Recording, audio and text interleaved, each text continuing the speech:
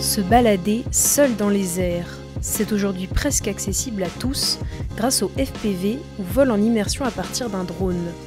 Une pratique qui ne cesse de s'étendre en France. En France, on est en avance, on a des super pilotes, on a un super niveau.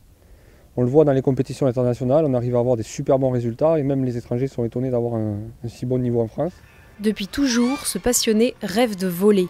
C'est d'abord dans l'aéromodélisme qu'il trouve son bonheur, il s'y met dès l'âge de 10 ans, mais depuis l'apparition des premiers drones, c'est cette pratique qui accapare toute son énergie. On a commencé avec des trucs qui marchaient vraiment pas bien, quoi. Au début, on a un peu tâtonné, mais maintenant il commence à y avoir du super matériel, quoi. Ça commence vraiment à se développer, je pense qu'il y a un sérieux avenir là-dedans. Ce qui me plaît dans le drone, c'est la sensation d'apesanteur, de vraiment de voler. C'est vraiment, on est un oiseau, ni plus ni moins. Après, il y a la technique, il y a le côté du pilotage doux, propre, on peut faire même passer des émotions.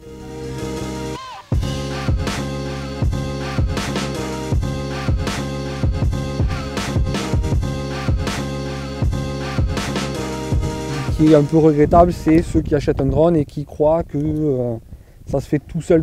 Non, il vaut mieux quand même aller se renseigner auprès d'un magasin, d'une association ou des camarades qui volent aussi en drone, quoi. Juste être encadré, avoir un minimum d'informations, c'est quand même important, je pense.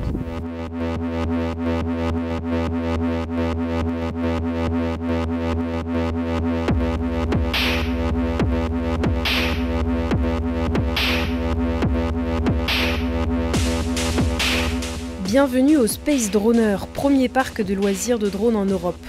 Dans cet entrepôt de 1500 m², ouvert au public en octobre dernier, une communauté rassemblant débutants et confirmés est en train de naître. Je pense que c'est dans l'imaginaire collectif, on aime bien faire voler des choses, c'est une nouvelle technologie, c'est aussi un gros effet de mode. Voilà. Donc c'est vrai que nous, on essaye d'amener les gens au drone dans les meilleures conditions, ça veut dire pas vous avez reçu un drone, vous l'utilisez 2 fois et après vous le plantez dans un arbre, quoi. Et ensuite, nous on développe des nouvelles activités autour du drone pour justement que cet engouement ne devienne pas juste un effet de mode et que ça reste après dans le temps. Combat, course de vitesse, initiation et peut-être même bientôt jeu en équipe, il y en a pour tous les goûts et surtout pour tous les niveaux. Les débutants commencent en général avec du matériel prêté par la structure, tandis que la plupart des initiés amènent leur propre drone. Et là, tu as vu depuis combien de temps on vole? Il me reste 39%, 7 minutes de vol. C'est ouais, vraiment le fait de voler, d'explorer, les nouvelles technologies aussi. C'est vrai que je suis un peu geek sur les bords. Ça, c'était pas obligé, ça. C'est bon, il marche.